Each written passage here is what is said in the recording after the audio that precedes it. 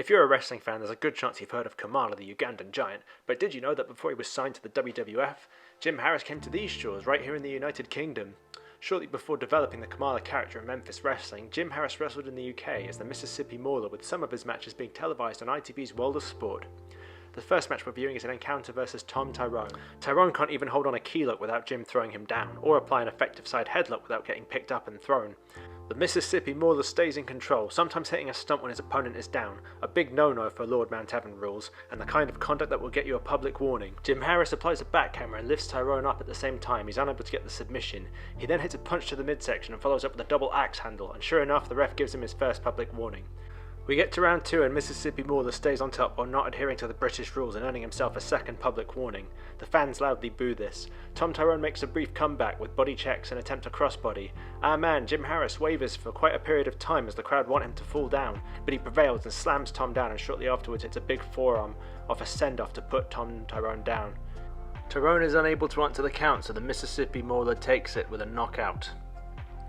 So Red Berry, who was acting as Jim Harris's manager in the previous bout, is now going to team with him to take on Alan Kilby and Big Daddy in tag team action. Alan Kilby gets the first fall on Red Berry with a sort of fisherman suplex with a release of the leg. The crowd and this lady with an old school Bieber hairstyle love it. The Mississipi Mauler gets an equalising submission from Kilby with the gory special. The next round begins and commentator Kent Walton stresses how badly Alan Kilby needs to make a tag. He's standing right by Big Daddy in his corner. What's keeping him from making the tag right now? Well, plot convenience, I guess. We need some more build-up before we get this big tag to Daddy. Jim Harris does a water slide dive which creates the opening, but the referee doesn't spot the tag made. Jim Harris looks for the Mississippi special, but Kilby slides out of it and makes the much-awaited tag.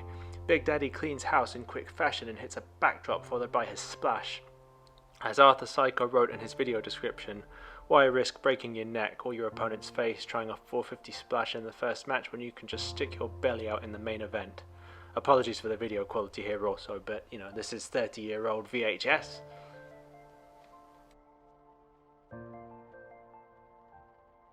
Next up we have a match from Wembley Arena as Jim Harris takes on Wayne Bridges.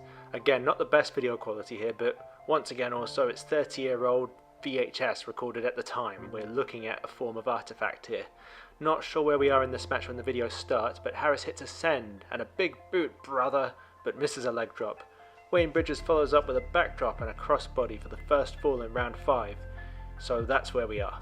It was normal for the broadcast to pick up in the action this far into the match. Round 6 begins with Mississipi Mauler controlling the bout, largely with illegal moves. Wayne Bridges hits a send-off and a jumping something that knocks Jim down with a delay.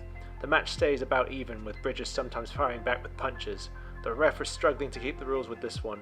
Round 7 gets underway. Jim Harris with a kick, gets his foot caught, gets snap-med over and eats a knee drop. Mauler with a punch right to the stomach to put Bridges, excuse me. Mauler does a can't be asked big boot followed by a can't be asked leg drop, but he misses it once again. Once again Wayne Bridges tries a cross press, but this time the Mississipi Mauler doesn't fool and counters with a backbreaker for the equalising fall. We enter the next round and it's unusually heated and full of strikes. It's not usually this aggressive on World of Sport. Harris attempts the Mississippi special that has earned him submissions before, but Bridges slides out and is able to get a schoolboy roll-up. It's rather close to the ropes, but nevertheless it secures him the winning fall.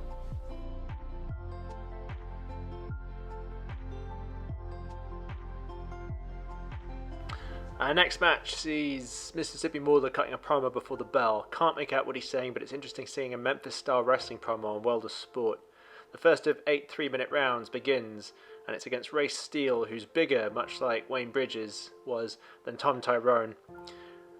He's also far more dominant against Mississipi Mauler than smaller opponents have been in the past. He dominates the first round and picks up the first fall with a back body drop transition nicely into a cross press. In round 3, Jim Harris gets his first public warning for blatant choking. The strikes come hot and heavy, because this is not all in rules, Kamala. If you're going to bend the rules, at least do it wisely, like, coming up, here we go, take a headlock and, yes, a closed fist to the head, but out of the ref's sight. Steele retorts in kind to a lot of the rule bending. Jim Harris doesn't relent on it. At one point, Ray Steele even sets him up for what looks to be a precursor to Goldust's kick to the bollocks. This doesn't happen, which it would have been a sight if it had. Our man, the Mississipi Mauler, earns himself a second public warning and just keeps the rule bending up. He gets a lot of boost from the audience and loud chants of out, out, out. Ray Steele manages to hit a corner posting and attempts to follow up with a slam, but while carrying the big man, he falls. Jim Harris not only gets a pinfall, but that's hurt Ray Steele's ribs. A rather anticlimactic ending, but realism over sensationalism. The final match we have from Jim Harris's World of Sport tenure is against Britain's top star at the time, Big Daddy. Easy, easy.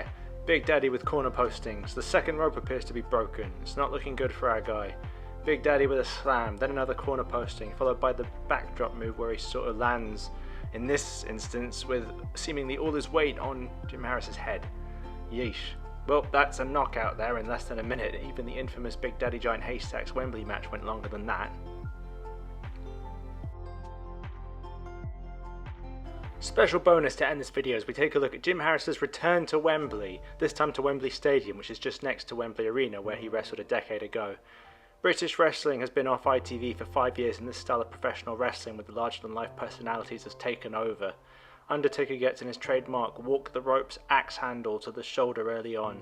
He goes for it again but gets thrown off, kinda sloppily it must be said. Kamala pummels Taker around the ringside area and lays in some chops. He sends the dead man off the ropes, but Taker ducks a line and then hits his patented jumping clothesline. No wait, he just stops and grabs Kamala around the throat. I wondered if the jumping clothesline, if this predated the time Undertaker had it as a trademark, but there it is. Kim Chi saves Kamala from a tombstone, but also gets the match ended via disqualification. Taker turns his attention to Kim Chi, but Kamala attacks him, then hits him with not one, not two, but 3 splashes. Paul Bearer is too fat to get in the ring and even up the numbers, but he is able to summon the power of the urn to get Undertaker to do his trademark sit-up. These two would later go on to have a casket match at Survivor Series. So that was a look at Kamala before he was Kamala in the UK. Hope you enjoyed it. On a sad note, he passed about 6 months ago at time of recording. Sadly, in the later years of his life he went through hard times, but he dealt with it admirably. And on that note, I leave the last word to him. And every day that I come out here, I will say, hello world, what a beautiful green earth that God has for us.